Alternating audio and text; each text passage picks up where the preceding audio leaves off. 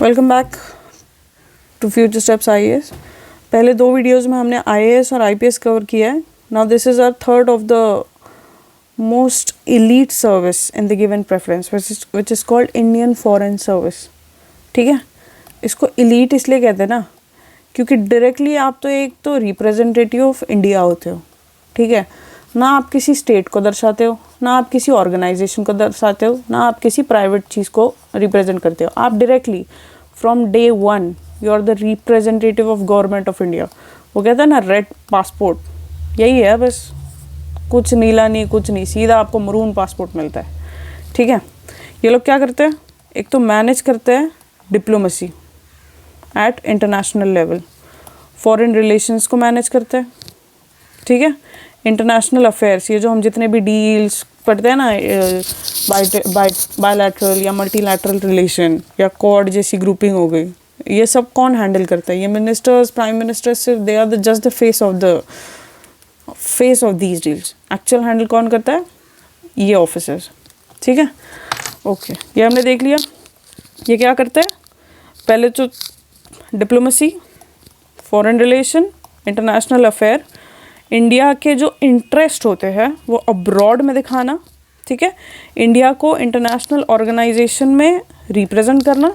ठीक है, और अदर जो सेक्टर्स होते हैं जैसे ट्रेड, सिक्योरिटी, एनवायरनमेंट और कल्चर, ये सब यही देखते हैं इंडिया के बाहर। इंडिया के अंदर ये सब कौन देखेगा? आईएएस आईपीएस ये बैठे। चलिए इनकी पॉसिबल पोस्टिंग्स देखते हैं। चलो, पहले तो एक होता है एम्बेसडर या फिर हाई कमीशन। ये होती है ना हाईएस्ट डिप्लोमेटिक पोजीशन होती है। मतलब आईएफएस के ऊपर जो कहते हैं ना, जैसे आईएएस में हम सबसे ज़्यादा क्या बनते हैं? सेक्रेटरी। ठीक है, उसी तरह एम्बेसडर या हाई कमीशन होते हैं, ये हाईएस्ट एक आईएफएस ऑफिसर जो बन सकता है। ठीक है, दूसरा होता है कॉन्सुलेट जनरल, कॉन्सुल जनरल। अच्छा, कॉन्सुल क्या होता है पता है? जैसे अच्छा, एम्बेसी और हाई कमीशन का तो डिफरेंस आपको पता ही होगा। हाँ, तो मैं ये कह रही थी एम्बेसडर और हाई कमीशन ना दोनों एक ही पोस्ट होती है, बट फिर दोनों को अलग अलग नाम से क्यों जाना चाहता है? तो जैसे let's go back to history. जो ब्रिटिश की जो कॉलोनीज़ थी, तो सबको फ्रीडम मिलने के बाद ना इन कॉलोनीज़ ने अपने आप को कॉमनवेल्थ कंट्रीज़ कहना बोल दिया था। तो इंडिया का जैसे कोई अगर India was also a colony, ठीक है, तो इंडिया का अगर कोई रिप्रेजेंटेटिव सिमिलर एक कंट्री में है तो उसको हाई कमिश्नर बोलेंगे उस कंट्री का। और apart from those countries which were part of the British colonial rule, उनके अलावा जहाँ हमारा भी कोई इंडियन डिप्लोमेट होगा ना, उसको एम्बेसडर कहेंगे। जैसे यूएस में हमारा एम्बेसडर है, लेकिन यूके में हमारा जो सेम एम्बेसडर की पोस्ट पे होगा उसको हाई कमिश्नर बोलेंगे। ठीक है, दूसरी चीज़ कॉन्सुलेट क्या होता है? देखो, जैसे इंडिया है, इंडिया का कैपिटल क्या है? दिल्ली। अब दिल्ली में जो हमारी एम्बेसीज़ है, आई थिंक चाणक्यपुरी या कोई तो एरिया है, वो आप लोग देख लेना, उस साइड जो एम्बेसीज़ है, वैसे ही दूसरे देश में जो उनके कैपिटल सिटीज़ हैं, वहाँ पे जो इंडिया का बिल्डिंग होगा, ठीक है, जिसको as a territory of India भी हम बोलते हैं, वहाँ पे जो होता है ना, उसको एम्बेसडर, हाई कमीशन ये सब बोलते हैं। लेकिन कैपिटल के अलावा जो मेजर सिटीज़ होती है, जैसे मुंबई ले लो फॉर एग्जांपल, ये कैपिटल नहीं है, लेकिन ये one of the important city of India का। उसी तरीके से यूएस में कह लो, कैपिटल छोड़ के भी इम्पोर्टेंट सिटीज़ होती है ना, जहाँ पे कॉन्सुलेट होते हैं इंडिया के, उसे कहते हैं कॉन्सुलेट। ठीक है, so this is the difference, ये याद रखना।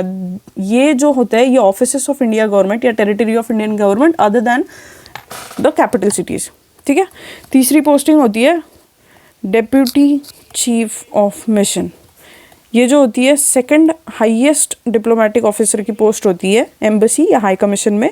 ये असिस्ट करते हैं किन्हें? एम्बेसडर्स या हाई कमिश्नर्स को। फिर होता है फर्स्ट या सेकंड सेक्रेटरी। देखो कैसा होता है ना, आपकी जब जैसे आप पहले आईएफएस ऑफिसर बनते हो, तो आपका जो भी लबासना या जो भी फाउंडेशन कोर्स होता है, उसके बाद जब आप इंडियन फॉरेन सर्विस इंस्टीट्यूट जाते हैं, जैसे आप सुषमा स्वराज इंस्टीट्यूट भी कहते हैं, यहीं जेएनयू के पीछे है, दिल्ली में ही है ये। जैसे आईएएस ऑफिसर मसूरी में जाते हैं, आईपीएस हैदराबाद, आईआरएस नागपुर वगैरह जाते हैं, उसी तरह आईएफएस यहीं दिल्ली में रहते हैं। ठीक है, तो आपकी जो पहली पोस्टिंग होती है ना, वो थर्ड सेक्रेटरी होती है। फिर उसके बाद आप सेकंड सेक्रेटरी बनते हो, फिर उसके बाद फर्स्ट सेक्रेटरी बनते हो। तो ये वो पोस्ट है, ये इस तरीके से आप बढ़ते हो, ठीक है। एक सर्टेन पीरियड, 1 साल 2 साल जो भी है वो सर्टेन पीरियड, मुझे एग्जैक्ट पता नहीं है, आप देख लेना, ठीक है।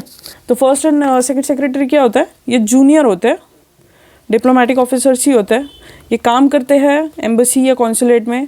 ये पॉलिटिकल, इकोनॉमिक, कल्चरल और कॉन्सुलर अफेयर्स होते हैं ना, उनमें सहायता करते हैं अदर ऑफिसर्स की।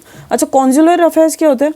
कॉन्सुलर अफेयर्स वो होते हैं ना, जैसे पासपोर्ट रिलेटेड इश्यू हो, वीज़ा रिलेटेड इश्यू हो। जैसे अभी यूएस में जैसे मेरी बहन रहती है, ठीक है, अब उसका अगर वीज़ा एक्सपायर हो रहा है या उसका पासपोर्ट का कोई दिक्कत है या उसका कोई अदर इशू है, तो वो अपना इशू दिखाने कहाँ जाएगी? ये तो नहीं है कि यूएस के पुलिस स्टेशन चली जाए, भाई इंडियन एम्बेसी ढूंढेगी ना। तो इंडियन एम्बेसी में ये जो सिटीज़न या हमारे डायस्पोरा से रिलेटेड जो काम होता है ना, उसे कॉन्सुलर कहते हैं, ठीक है, रिमेंबर दैट वर्ड। फिर एक होता है, एक परमानेंट रिप्रेजेंटेशन आता है टू यूनाइटेड नेशंस, ठीक है। ये मैटर ओवरलुक करते हैं पीस, सिक्योरिटी, ह्यूमन राइट और उनके डेवलपमेंट के ऊपर, ठीक है। उसके बाद और एक पोस्ट आती है, हेड ऑफ इंडियन मिशंस, ठीक है। ये सीनियर पोजीशन होती है। ये ऐसे कुछ स्पेसिफिक एरियाज होते हैं ना, जैसे इकोनॉमिक अफेयर, पॉलिटिकल अफेयर या कल्चरल डिप्लोमेसी, ठीक है। कल्चरल डिप्लोमेसी का एक प्रोमिनेंट एग्जाम्पल क्या है? योगा, ठीक है, जो वर्ल्ड वाइड, जो यूनाइटेड नेशन भी रिकॉग्नाइज करता है, इंटेंजिबल हेरिटेज, नेशनल हेरिटेज जो भी है, और देख लो। पॉलिटिकल, इकोनॉमिक डिप्लोमेसी क्या होती है ना, यही ट्रेड रिलेशन बनाना, बायलैटरल डील को साइन करना, या फिर किसी देश के साथ नहीं है तो एक नई डील बनाना, वो सब जो इकोनॉमिक रिलेटेड अफेयर होते हैं, जिसमें ट्रेड, इम्पोर्ट, एक्सपोर्ट या बेसिकली पैसा आता है, ठीक है, वो होता है। हेड ऑफ इंडियन मिशंस हो गया। उसके बाद एक लास्ट पोस्ट है, foreign ministry post in India, ठीक है। ये MEA में जो होते हैं ना, जो हैंडल करते हैं policy formulation, policy negotiation, bilateral या मल्टीलैटरल डिप्लोमेसी फॉर इंडिया, ठीक है। ये है last post, foreign ministry post in India. समझ में आया? क्या देखेंगे? एक तो ये फॉर्मुलेट करेंगे MEA की पॉलिसीज़, नेगोशिएट करेंगे इंडिया के बिहाफ पे, बायलैटरल और मल्टीलैटरल डिप्लोमेसी को साइन करेंगे, या फिर कैसे करना है, क्या करना है, कहाँ हमें कॉम्प्रोमाइज़ करना है, कहाँ हमें नहीं करना है, कौन सी डील्स पे, वो सब देखेंगे। अब प्रोज क्या है? पहली चीज़ तो भाई पूरी दुनिया घूमने मिलेगी, डिप्लोमेटिक पासपोर्ट, प्रेस्टीज, अच्छा प्रेस्टीज है, रिस्पेक्ट है, ग्लोबल एक्सपोजर बहुत है। जिन लोगों को हॉबीज़ में होता है ना कि भाई ट्रैवलिंग बहुत पसंद है, पूरी दुनिया घूमनी है, नए कल्चर देखने हैं, नए क्यूजीन ट्राई करना है, this is the best job for them. Global relation पे आप डायरेक्टली डील करोगे, तो जिसको इंटरेस्ट होता है ना यूजुअली जियो पॉलिटिक्स में, आपको यहाँ जाना चाहिए। कुछ बच्चों का होता है ना, आई थिंक PSIR ऐसा कोई ऑप्शनल है, तो जिसमें IR है, if I am not sure यही है, तो उन बच्चों को IR पढ़ते हैं। तो अगर आपको जेन्युइनली इस चीज़ में इंटरेस्ट है तो आप डायरेक्टली IFS ऑफिसर बनो यार, आपसे बेटर फिर कौन ही कुछ कंट्रीब्यूट कर पाएगा नेशन बिल्डिंग में। ट्रैवल अपॉर्चुनिटी है, ठीक है। सॉफ्ट पावर, जो इंडिया की सॉफ्ट पावर है जिस पे हम फोकस करते हैं, वो कहते हैं ना hard power is push and soft power is pull, ठीक है, रिमेंबर दिस। तो इन सब का रोल सबसे ज़्यादा IFS ऑफिसर्स प्ले करते हैं। जॉब सिक्योरिटी तो है ही, बेनिफिट्स है, अलाउंस आपको बहुत ज़्यादा मिलते हैं। लाइक आपको पैसा इतना अभी तो नहीं जूनियर लेवल पे, बट जैसे जैसे आप हायरार्की में बढ़ते हो ना, the amount you get as a salary and apart from salary allowances जो होते हैं वो based on your location of nation. जैसे अगर आप यूरोपियन यूनियन में हो या फिर आप US जैसी कंट्री में पोस्टेड हो, तो अलाउंस मतलब आप इतना पैसा है कि मतलब it's a very good amount. Like you can in a bit of luxury only you will spend your life. आपके बच्चे अच्छे कॉलेजेस में पढ़ेंगे, एजुकेशन के लिए उनको एकदम हाई लेवल या आईवी लीग्स कॉलेजेस जैसे की अपॉर्चुनिटी होती है, ठीक है। चलो कौन से देखते हैं। ट्रांसफ़र होता है, लोकेशन होता है, इसमें ना मतलब जो आपका पर्सनल लाइफ होता है ना वो थोड़ा सा डिस्टर्ब रहता है, क्योंकि आपको 3 साल एक कंट्री में बिताना है, 30 साल दूसरी कंट्री में, कुछ टाइम इंडिया आके रहना है। तो इस चक्कर में ना आपके जो बच्चे होंगे उनकी पढ़ाई का जो इश्यू होगा ना वो थोड़ा हो जाता है, उनका बार बार स्विच हो जाता है, उनके दोस्त छूट जाते हैं, उनका मेंटल थोड़ा सा वो हो जाता है ट्रोमेटिक। दूसरी चीज़ पेरेंट्स, अगर आपके पेरेंट्स वेल टू डू है and they are good enough to travel with you, it's perfect. Otherwise you will always be in stress कि भाई हम घूम रहे, who will look after my parents.